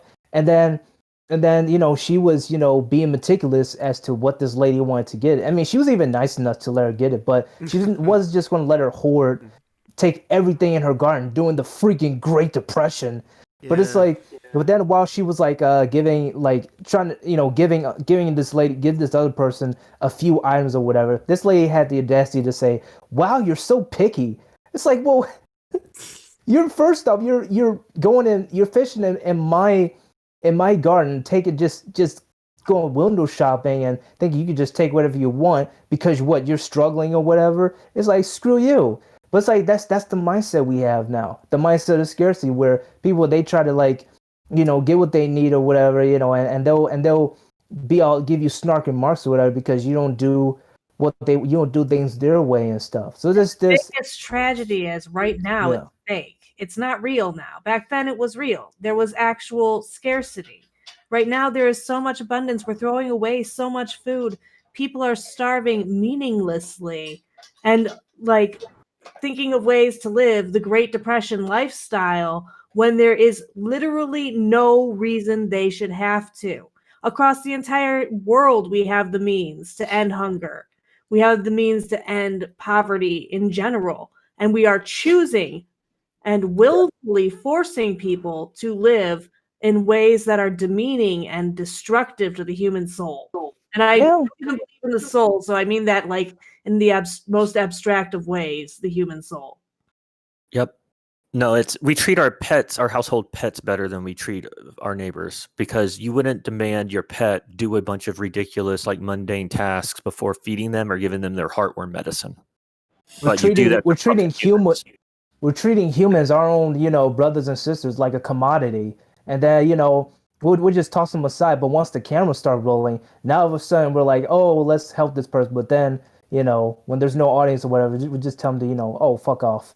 You ain't worth my time. That's the attitude. That's to common even. It's like an epidemic in itself, I always say. And it's definitely regressive. It's damaging to our community, our nation, and just like the human race in general, because yeah, it's shortening lives and stuff, and that's not what we're supposed to be. We're supposed to be evolved. We're supposed to be better than the animals, the pets. But it's like the freaking animals have more compassion than us. Like what? That's true. It's absolutely true that the animals have more compassion than us, because a lot of them are in like living pain from the way we bred them for our own amusement. So let's not pretend like there is a certain amount of human cruelty involved in the way we treat our pets as well. We are a selfish and greedy species if we do not monitor ourselves carefully. But we have that capacity. We do learn from these mistakes, and we do push forward and try to change our culture, and that's the beauty of us as well. So there are things. Not enough of learning from them. They're just saying sorry, keep on doing it. That's what they're doing. It's like, oops, my bad. In the short, in especially when you know how things should be, it seems like nothing's happening. But we have actually, as a species, made some very big changes over the past couple hundred years to how we function and what we believe. We just need to continue to tweak it, because it's not good enough. It's better. It's not good enough. Yeah, the human race, yes, there has been some progress, but as far as like this society and this culture, whatever, I don't know. The only progress I see here is technology. Yeah, it's not happening fast enough. What I mean, it's just inexcusable that as a society, this is where we're at today. We've got all the technology, all the money, all the knowledge that is necessary for a better life for everyone, and people are willfully choosing to live like in a bad, just toxic towards one another. Yeah, we're letting people die. That's the thing. We're letting people suffer. They don't need to. So it's, and I'm not saying that like it's an individual's choice either. Like obviously if you're living in poverty, you're a victim of that system. So like there are people in power who are choosing that for you in those cases. But we have to keep fighting that. I don't know where to go from there. But we are, yeah, but yes, we are letting people die, and it's people that can be a great benefactor to this movement, to various other ones, who can like contribute and bring so much to the table. But because we're going through our own shit and we're like, well, they have nothing for me or whatever, so just let them rot away, and and this keeps on happening. While in the same breath, we're like, oh, let's help one another. Let's we're so much better, and like while the camera's rolling, and I'm just like, really? Hey, I gotta. And then they wonder why there's like suicide, drug overdoses, mass shootings, and whatnot. It's just, come on. Oh, darn! We didn't get to get him to do credits or get a goodbye in. Oh, my, that sucks. Whoops. That's cool. That's all right. I think I'm sure he doesn't mind. I like to think that I speak for Michael. So he had a great time. Yeah, no, we kept you guys here a long time. I really appreciate your time. Really good to have really solutions oriented people on. Really enjoyed listening to you guys both, and to Michael, who has just left, it appears. So, yeah, we got to keep organizing. I mean, it's not easy to get everyone on the same page. Yeah. I do believe 2021 is the year of the protest. I honestly think that Perdue is going to win and hold on to his seat, and Warnock is going to defeat Loeffler, and we're going to be just one seat away from like having that nice balance, and it's just going to be a horrible gridlock for another 2 years. Oh yeah. And everyone's going to be done with it. We're going to just start raging. And I think we need to start organizing that rage. I hope so. I really hope so, because the only protest I see is either just something like, oh, say her name, or stuff that Black Lives Matter do and stuff, and also protests against each other. We don't do economic it's like, protests. oh, it's your fault. No, it's your fault. Nothing like fuck the system. What I recommend is buy supplies and hop into groups and choose a politician's house. I mean, we have the list. 41 Democratic senators, Mitch McConnell and Nancy Pelosi. I truly, truly recommend that everybody check out Income Movement. They have meetings every Tuesday. They are organizing in those ways to put pressure on specific Congress people. If you are interested in doing that kind of thing, they are a great resource to look into. Yeah, and I mean, all right. I'm gonna try to be positive, even though it's hard. Let's say Warnock does win, and Purdue, and Ossoff does not. Who's to say that that's going to be the end of the cash relief? Yeah, they're just going to find a new reason not to give it to us. Yeah. But we have Hawley. We have Joshua Hawley. I mean, Hawley might. Got some. Hawley's using this. I think Hawley knows the procedure and knows how this is going to shake out, and he's using this as a feather in his cap as he's building his political career, more than actually doing this to get cash out to people regularly. This is why I'm really personally divested. You're probably right. I'm divested from the Georgia runoff elections because I'm pretty sure Chuck Schumer will surprise us all by being similar to Mitch McConnell, more so than we could have ever imagined if he is the Senate Majority Leader. He'll just start, finding reasons not to hear those bills. They might sound a little different, but they will amount to the same outcome. No money for regular people, no taxes for big businesses. Is that how it works though? I thought there would not be a majority leader if it's actually split. Oh no, I'm saying if both races are won by the Dems, there would be a Democratic majority in the Senate, right? Chuck Schumer will say it would be. Oh, would it would be even. Count on that. Oh, so there's no way for it to even be Schumer as the majority leader. That's too bad because he would just unmask himself if he were. It's like there's nothing to hope for here. There's no. We're wasting our effort. We're wasting our effort here. We got to do something else. Electoralism is not going to serve us in this case. We need to be done with it.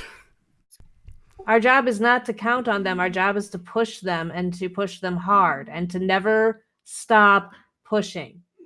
That's what we do. We don't count on them to be the human beings that we wish they would be. We tell them, no, it is time to be the human beings we need you to be. It is time to listen to us. We are here, and we are not shutting up until you do what we say.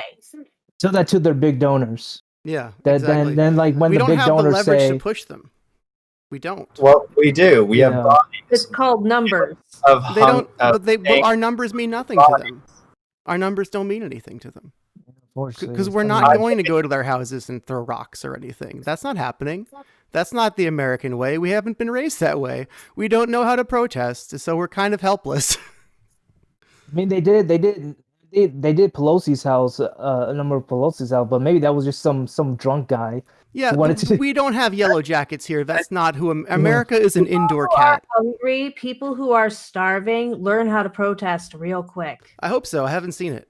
That's where we're at. We're not there yet because they threw us a paltry number. As long as they throw us the paltry bones, then we won't protest. My fear is that we'll never protest, no matter what. They have nowhere else to go. Yeah, that's when they protest. I hope so. I haven't seen it.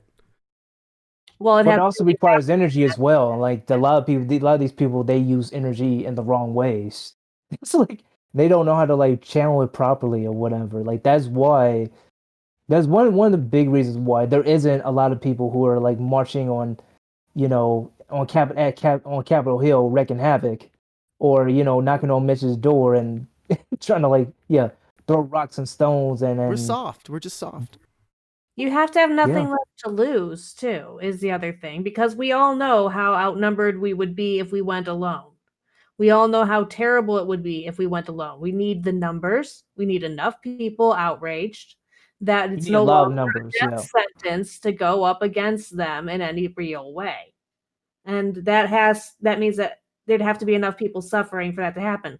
And it looks like they're going to let people suffer that way. Eventually, something breaks. When people are starving, they attack. That's how any animal works.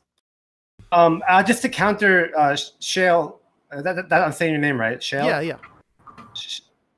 Just to counter you on the protesting thing, like, what about like I know Mark Clock has been saying like there's been like peaceful, consistent protests in Detroit like for months, you know, and then Portland has like the different variety. And like, what about the positive signs from Black Lives Matter? Like, there is some kind of rising.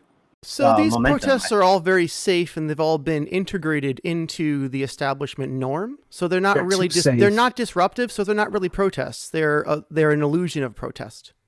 Like the argument about like say her name and like, you know, like fighting for Black lives or whatever. All they gotta do is bring some black guy that represents them. But as long as they say, "Oh, I'm on your side. I represent you people," whatever, they'll be okay with that. They'll pull, you know, it's the tokenism thing. They'll be like, you know, yeah, it's like, yeah, I totally, you know, I totally care about George Floyd and Breonna Taylor and the rest of them, and I'll fight for that. And then while screwing the people over right in their face. Thank you, Izzy. Yes. I have to truly believe that, especially after so many millions of Americans have actually gotten cash from the government just in their account for no other reason than there was a crisis. They all know the power of the government now. This is one of those things where you see it and you believe it and you don't stop fighting until you see it. Yeah. And now is the time to strike. Well, the iron's hot, right? They're getting the money right now, today, yesterday, tomorrow. Yeah, they messed up. It's been hot. Like, I think the political inaction is so obvious and so painful and so visceral for so many millions of people that they want to do anything to get rid of this inaction.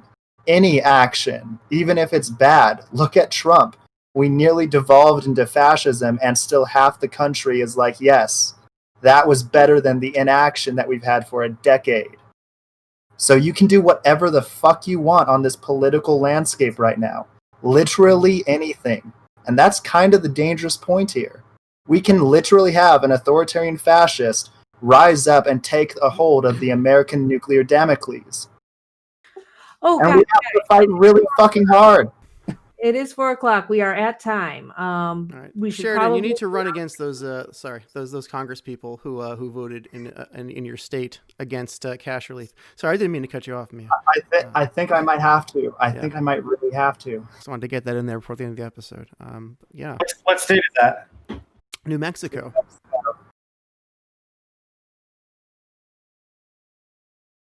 Yeah, good, great land of enchantment. The place T-Hawk fights in Super Street Fighter. Anyway. Yeah. Okay. Weird reference. Anyway. I don't know why I pulled that one out. Clearly, we're at time. I love that game. Everybody loves that game, right? Back in the day in the arcade, back in like 99. Yes, it's unbeatable. It's classic. But thank you guys. Yeah. Thank you guys so much for coming on the show. Mia, do you want to help kind of direct our outros here? Sure thing. I will start by giving mine real quick. My name is Mia. I am at Mia Songbird on Twitter. I am Mia Songbird on Frey.world.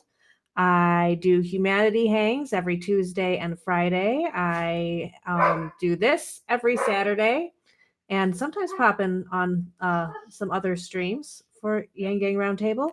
I'm going to be working with Boyce for the Low, which is part of the Trickle Up. It's going to be a little news arm of it in the future here. And beyond that, I've done some volunteering and phone banking, and I hope that you follow me on Twitter and be my friend. Talk to me. Come hang out with me. I'm lonely, but I'm not terribly lonely because I've got a lot of friends. But I I want more. I'm on the same page. We're all alone. All right, whatever. I should pass it on. How about we let Kevin go next?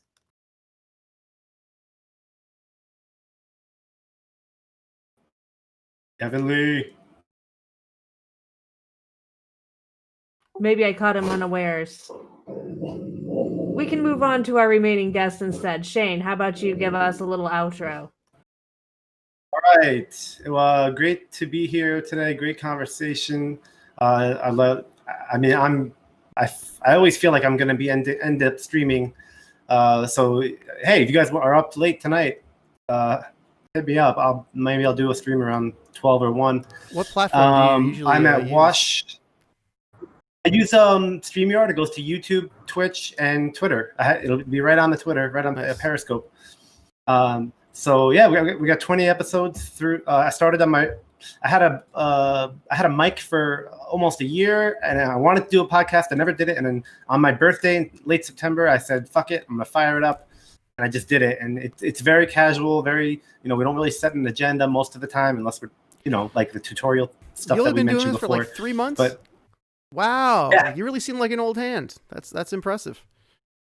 Thank you. I mean, I do talk. I can talk. The background, I'll everything. Yeah. I'll just keep talking. Yeah, I'm good at that. I was the kid in school who kept the conversation going in the awkward moments when the teacher is waiting and nobody's saying anything. I'll just jump in there, whatever. I don't give a fuck. But yeah, that's my the podcast. All right. So my Twitter is Wash Heights 44. The Twitter for the podcast is Wash Heights Pod. The podcast it's called Washington Heights. You might have a difficult time searching for that. If you want to search for it, instead of looking on Twitter, you can look up Washington Heights Spanish wine, and there's one episode that's called that. Spanish wine. So that's what the show's about, huh? That's a curveball. I mean, or just travel over to Washington Heights and find them there. Everybody, check out your wine show. Yeah, or travel. I'm actually in Queens, but yeah, Shane's I Wine grew Cave. up there. No, it's like. I'm sorry. The Washington Heights Wine Cave. I love that. No, that's gonna be some wine. I was fucking around. Yeah. The only wine cave you're allowed to shake. Hell yeah, man. So yeah, I mean, I'm my Twitch. I'm still learning to get on Twitch, but that Wash Heights 44 is also my name on Twitch. That's also my name on TikTok. I'm still trying to get going on there. Yeah, but right now it's like Michael Patrick is on. He's my most frequent guest on that pod on Washington Heights, and we just trying to fucking talk about stuff that people don't talk about, and it's kind of similar to what you guys are doing, except we curse a lot. We do curse a lot here sometimes. Yeah, I said fuck at least once today. When the mood strikes us, yeah, it happens. I'm not gonna do it gratuitously, but it does happen. Yeah, come join our shenanigans. I will second the income movement. Check out every Tuesday at 8:00. You can go on their Twitter or DM Chelsea at Healthy Thanks on Twitter to get the link, or go to the Facebook page, Income Movement. Yeah, let's get this done. Now's the time. We gotta get the cash relief, roll it into UBI. It's once we have the money, then we're not gonna let them take it back. And like Yang said, we're 2 for 2 right now with the stimulus packages. When there's a stimulus package, there's cash. 2 for 2 since the pandemic. So let's keep that up. Well, the previous stimulus package that they were going to put on the floor didn't have stimulus, and we fought our ass off just for a damn 600. Maybe we can push them a little bit here and there. I truly believe if we actually get our act together, get some organizing done, and give people the supplies they need, these protests will happen and the political pressure will be evident. Monthly caps will happen in 2020. We got to get America behind us. All of America, pretty much. I think a general strike would be a great start. But can we do it? It's something people talk about like a unicorn. Oh, the dream of the general strike. Yeah. The day when Americans actually stop letting people force them to work. Yeah. I want to see Black Lives Matter size protests saying, "Where's my fucking stimulus check?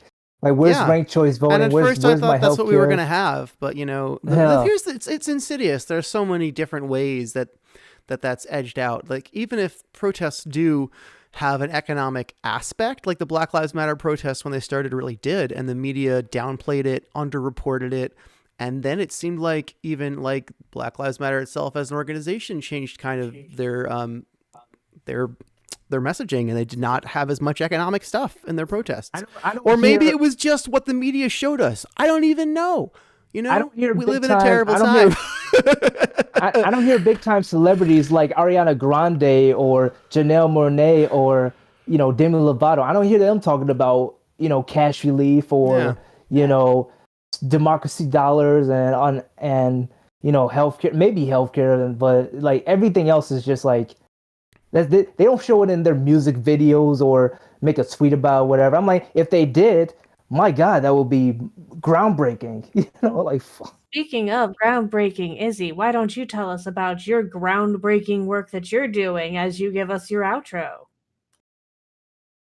Well, my Twitter handle is I'm Ishmo Izzy Bolden.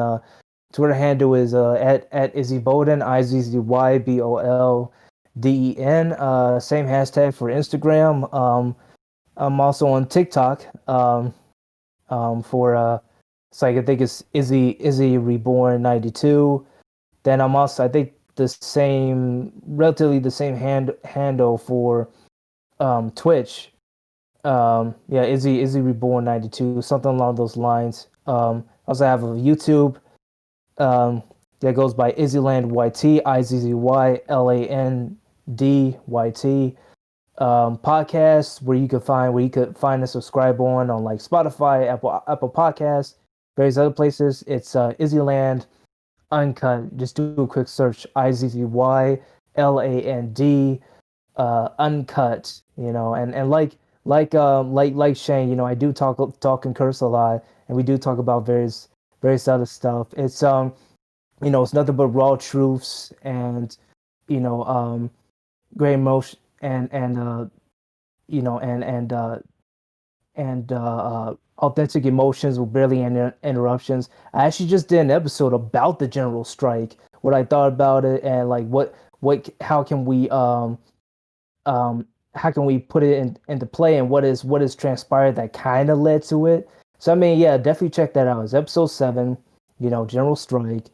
And yeah, there's definitely more to come. And there's various other things I want to talk about, and like if you yourself want to be want to be a guest on there, like definitely hit me up on Twitter, and we'll set it up. I'm actually doing StreamYard now, and I've been testing my mic and everything, making sure things are set up because yeah, I want to get it right. But finally, it's good. So yeah, I'm definitely working on it, and when I get a bit more energy, then yeah, I'm doing. Thank you so much, Izzy.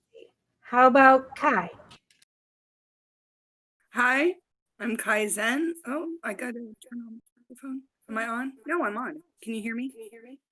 Yes, we can hear you.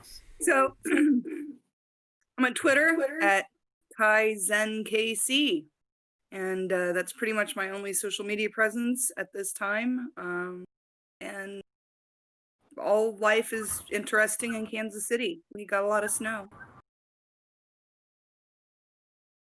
I feel ya on the snow. We have a lot of it here in Michigan too. It might melt this week, might not. Who knows? There's snow on the ground in my area too of Chicago. But then again, it's next door to Michigan, so yeah.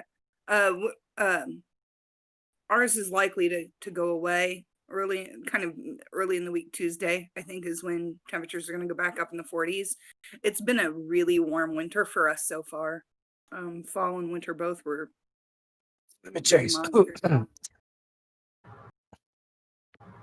Yeah, hopefully. I would like to see weather patterns get back to normal for my area because I have small concerns about the state of the world. But moving on, because we have a few other people yet to go, I think. Sheridan, would you like to say goodbye and let us know where people can find you and find your media? Yes, it's been a wonderful conversation with you, Shane. And it seems both Kevin and Michael are gone now. I've really enjoyed talking with you guys. For our audience, you can find me on Twitter and ask me questions at jsabergamer.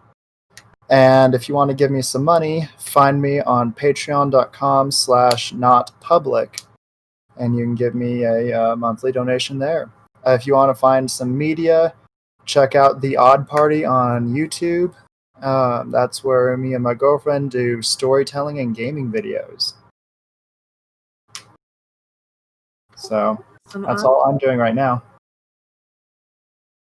That sounds like a lot of fun. I want to check into your channel very soon here. I just need to find some extra time.